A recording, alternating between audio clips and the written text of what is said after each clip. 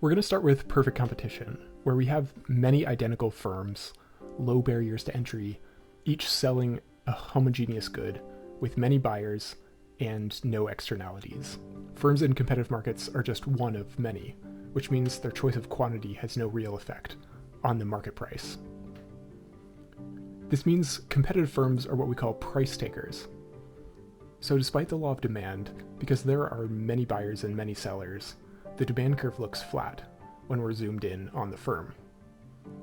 This firm changing quantity has no real effect on price. In this video, we're going to ask, at a given price, what quantity maximizes the firm's profits? Profit is everything left over after we've paid our costs. So profit can be defined as total revenue minus total cost. From the graph, we can see profit is the difference between the two areas, representing total revenue and total cost. So typically we just look at the area on the graph representing the difference.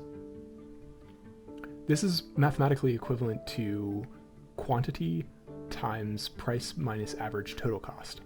If we start with a small quantity, we can ask whether we should increase our quantity by 10. We can watch profits as we continue to increase.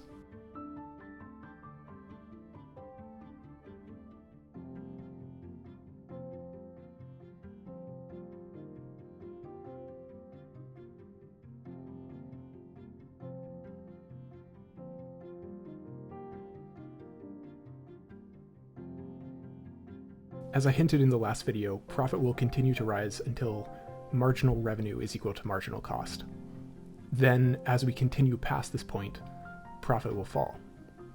So back to our question. How much should the firm choose to produce? They should choose to produce where marginal cost is equal to marginal revenue. This is an example of marginal thinking. Our best decision involves thinking on the margin, thinking about one more or one less. To think about how the firm's decision relates to equilibrium, we need to zoom back out to see the whole market. And as we've always done, we find equilibrium by intersecting the supply curve with the demand curve. And this gives us our equilibrium in the market. This is where the price for the firm comes from. At this price, the firm is making a profit, which is nice for them. But profit is nice for everyone. So in the presence of profits, new firms are going to open up to get in on some of that profit.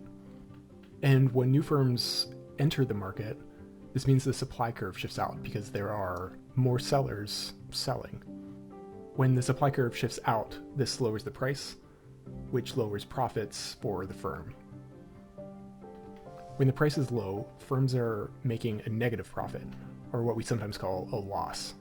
A lower price lowers the optimal quantity the firm should produce, and it means some firms will drop out of the market. If price is below the firm's average total cost, they're making a loss in the long run, and they exit, shifting the supply curve in, and the price up. And if the price is above the firm's average total cost, they're making a profit, and new firms enter, shifting the supply curve out and the price down.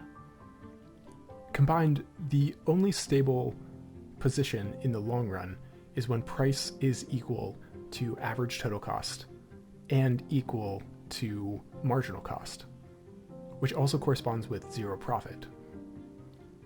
This gives us the zero profit condition. In the long run, in competitive markets, firms earn zero profit.